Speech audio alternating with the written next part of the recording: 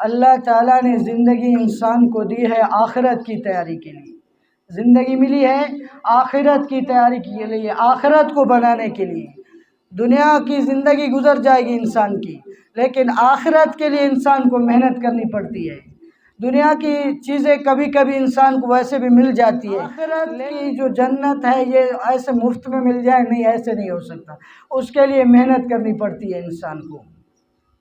یہ جو زندگی ہے انسان کی، یہ بہت قیمتی زندگی ہے، یہ مال سے بھی زیادہ قیمتی ہے، اس کا ایک ایک سیکنڈ انسان کے لیے بہت قیمت ہے۔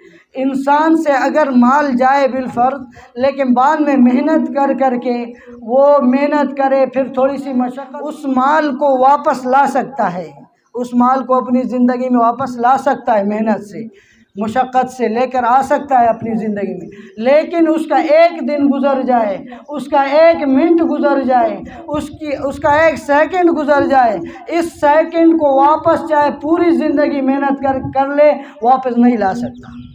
یہ اتنی قیمتی ہے اس کی زندگی، پوری زندگی چاہے محنت کرے لیکن اس کو واپس نہیں لا سکتا۔